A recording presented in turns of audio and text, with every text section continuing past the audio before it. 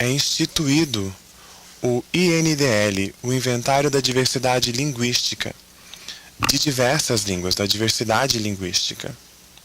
Então, o INDL, o Inventário Nacional da Diversidade Linguística, tem por objetivo registrar, inventariar estas línguas, todas as línguas, toda uma diversidade linguística, como um livro, registro, inventariando a língua como um patrimônio.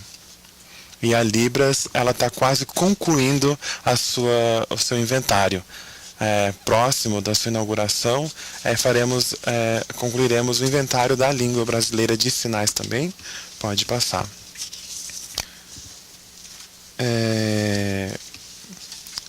A nossa área focal de coleta do inventário, ele abrangeu a Grande Florianópolis e também o Brasil de forma geral com os surdos de referência. São os sujeitos de referência. São pessoas do Brasil com conhecimento, background linguístico muito grande, como Ana Regina, Nelson Pimenta e vários outros surdos de referência, como a gente já mostrou em outras falas.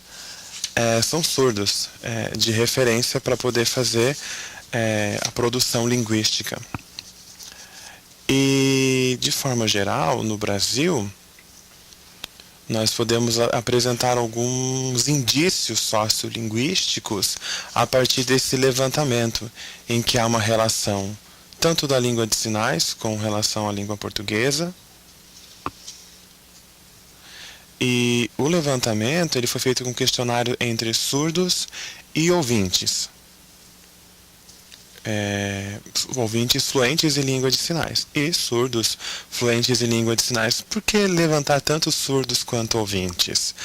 A comunidade surda, ela faz parte, ela está contida na comunidade surda, os ouvintes. E é um número também muito amplo de ouvintes que estão dentro da comunidade surda.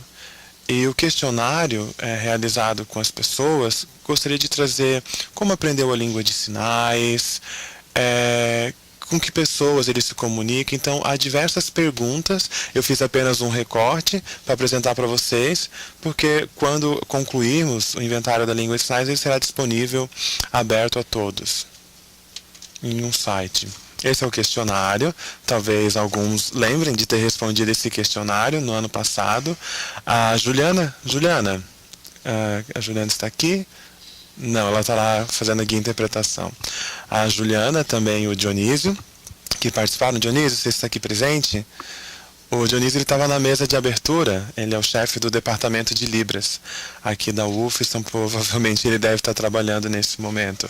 Então nós organizamos o Dionísio e a Juliana um questionário em Libras e houve também o questionário em português.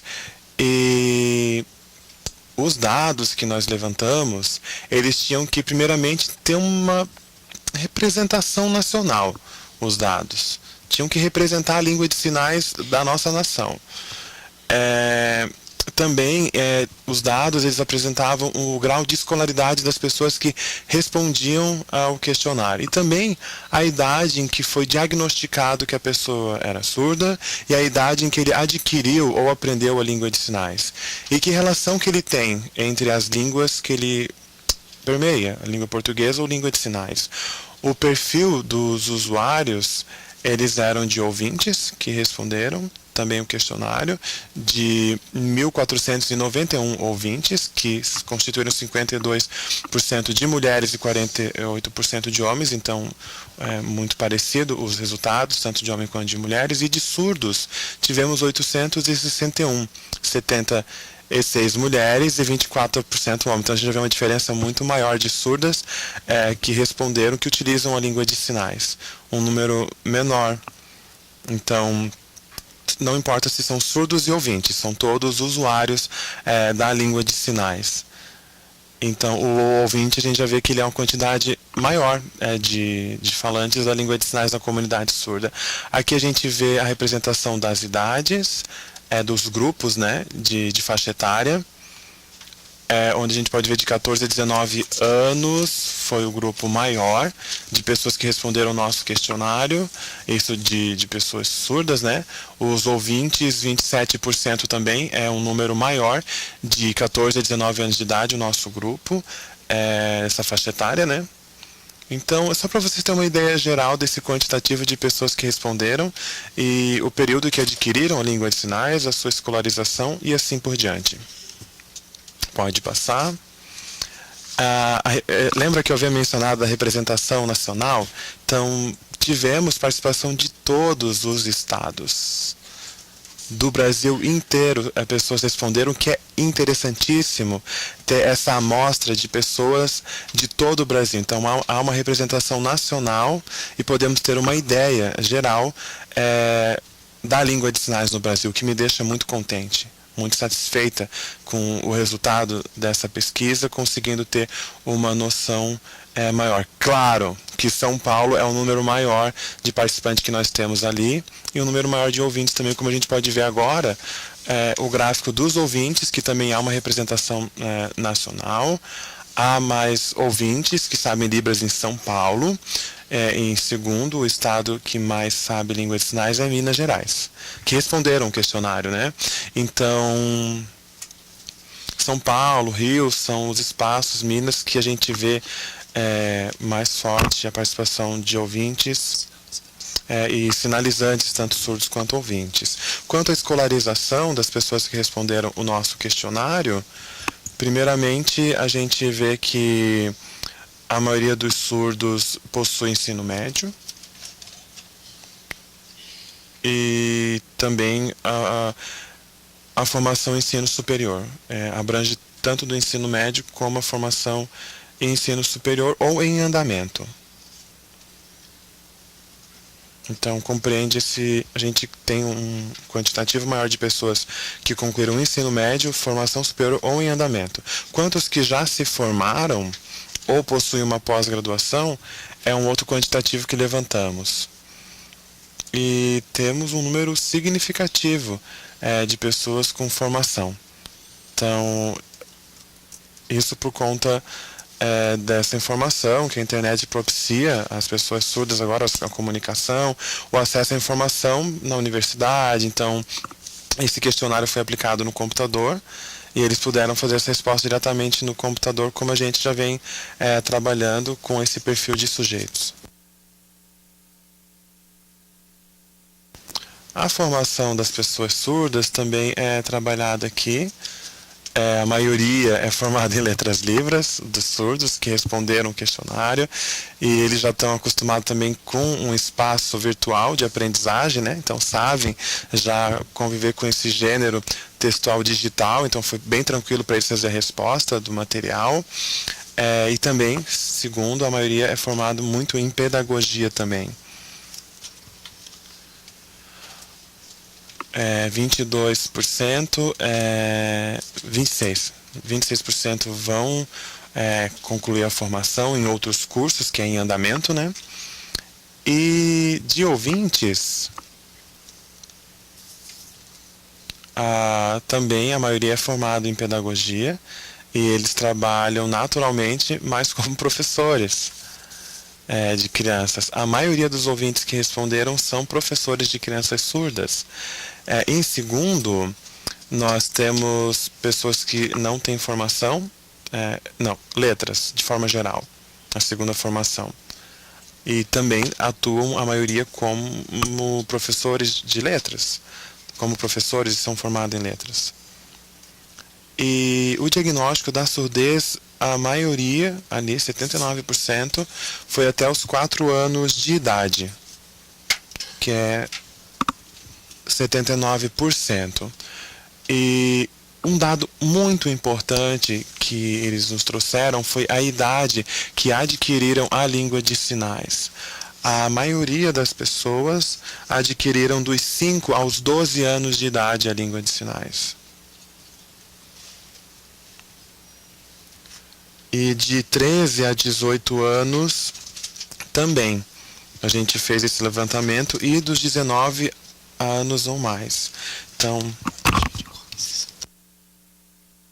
E esses dados vêm mostrando uma aquisição tardia de muitas pessoas surdas que responderam esse questionário, e isso vai contribuir para discutirmos a importância da aquisição da língua de sinais. E muitos também mostraram que começaram a aprender a língua de sinais no momento em que entraram na escola, no ingresso na escola.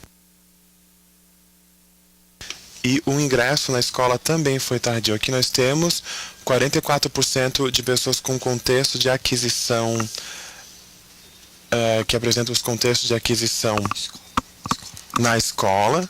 Então, isso apresenta uma demanda importantíssima, urgente, de que os surdos estudem em escolas bilíngues. Pois às vezes nós não podemos aguardar. A gente tem uma demanda nacional necessária, por meio de trabalhos nas associações, de que seja trabalhado diretamente a língua de sinais com o surdo. É o surdo que vai fazer esse modelo linguístico com o surdo?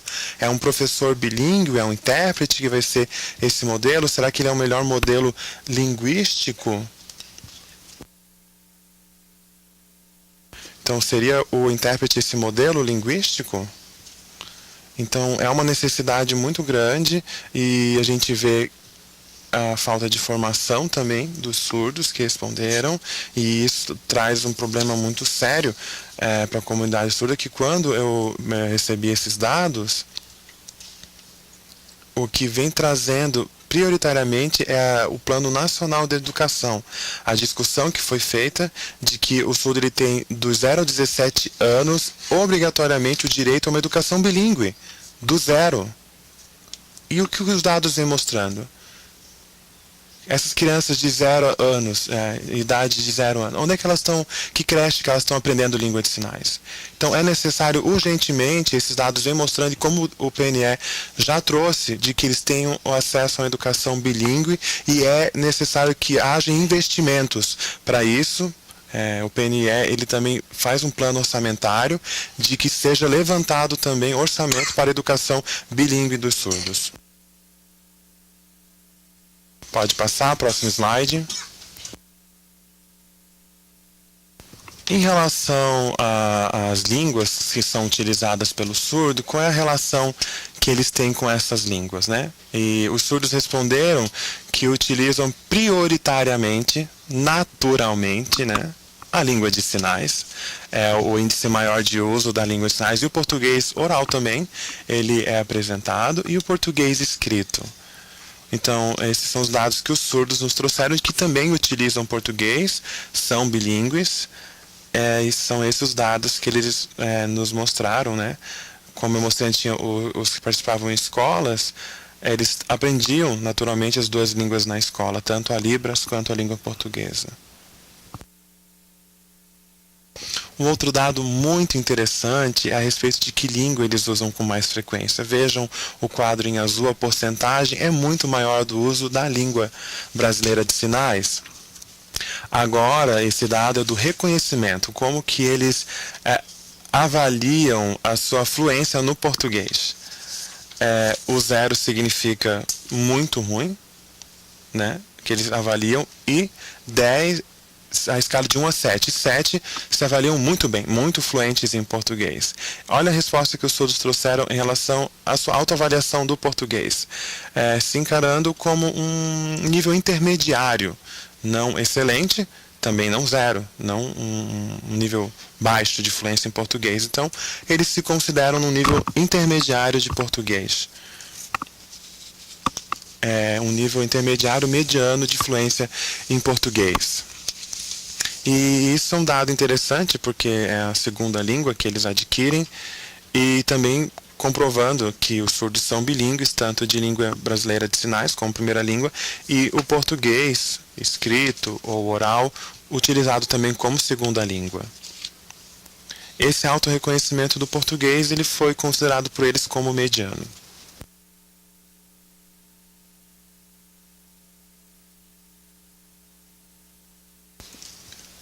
E quanto aos contextos, os espaços que adquiriram a língua de sinais, 44% aprenderam a língua de sinais e utilizam mais no contexto escolar.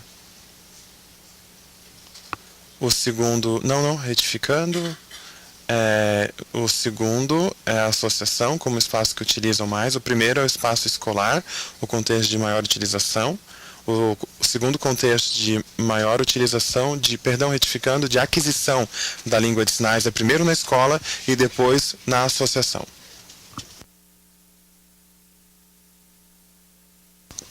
Quanto aos participantes ouvintes, que idade adquiriram ou aprenderam a língua de sinais? 71% dos ouvintes aprenderam a partir dos 19 anos de idade, o que significa claramente que é uma aquisição tardia de segunda língua, né? Então, a maioria adquiriu como adultos. A grande maioria dos ouvintes começou a aprender língua de sinais desde cedo? Não. Os dados das pessoas que me responderam mostram o contrário, diferente dos codas, que naturalmente aprendem desde cedo, mas a maioria dos ouvintes aprenderam após os 19 anos de idade. E isso torna claro que estamos lidando com um público não nativo de língua de sinais. Os ouvintes, também falando do seu contexto, né, os locais que aprenderam a língua de sinais, há 3 espaços, né, contextos principais de aquisição, aprendizado da língua de sinais. O primeiro é o contexto religioso, um número significativo de pessoas que aprenderam a língua de sinais em contexto religioso. O segundo contexto é no contexto escolar. E o terceiro é nas universidades. Então, são esses 3 espaços de aquisição de língua de sinais por pessoas ouvintes, onde eles começam a ter o primeiro contato com a língua de sinais. E esse dado do contexto religioso é extremamente interessante, porque as igrejas têm missão de trazer os surdos para a missão de salvar, de apresentar Deus, de que Deus poderá salvar as pessoas surdas. Então, eles aprendem língua de sinais por isso, para poder trazer as pessoas surdas. E esse é o objetivo deles, de ter uma missão. O segundo contexto também é o contexto escolar, de que, retificando, a metodologia do contexto religioso para o ensino de língua de sinais é um contexto muito interessante, um método de que em pouquíssimo tempo, de 1, 2 anos, as pessoas já estão fluentes e até trabalhando como intérpretes por uma imersão que eles têm com a comunidade surda. Às vezes moram junto com surdos, andam diariamente com surdos, então as estratégias metodológicas que o espaço religioso tem poderia ser muito bem apropriado em outros espaços para o aprendizado do ouvinte da língua de sinais. Então, é extremamente interessante os nossos dados, o que eles vêm trazendo. Então, essas estratégias de aprendizagem poderiam ser utilizadas em outros contextos, como a universidade e assim por diante. As minhas considerações finais que são apresentadas, nós temos os diferentes gráficos e dados. Naturalmente que eu fiz um recorte para focar mais na relação da aquisição da língua de sinais da língua portuguesa. Esses dados, eles têm uma relevância muito grande, porque desde a Lei de Libras de 2002, políticas linguísticas são necessárias. A ampliação de políticas linguísticas e de pessoas que reconhecem a Libras como língua. Não se falam mais linguagem, gesto, não reconhecem mais a Libras dessa forma. Responderam claramente que se trata de uma língua e essa é uma representação nacional da perspectiva sobre a língua. Quanto à aquisição da língua de sinais dos sujeitos surdos, é um dado muito preocupante, porque é uma aquisição tardia que vem ocorrendo até hoje. E isso demanda uma responsabilidade, um desafio para todos nós que trabalhamos na área de educação de surdos, de que é necessário um levantamento maior e implantar, tanto no Brasil quanto na América do Sul, a educação bilíngue para surdos. Faltou um item no slide anterior. Por último, a escola ela é apresentada como um contexto importante de aquisição das crianças surdas da língua de sinais, porque é no espaço escolar o primeiro lugar que elas têm contato com a língua de sinais. Então, é necessário implantar, de fato, uma educação bilíngue para surdos, para que eles tenham uma educação profícua em todo o Brasil. Era isso, e muito obrigado.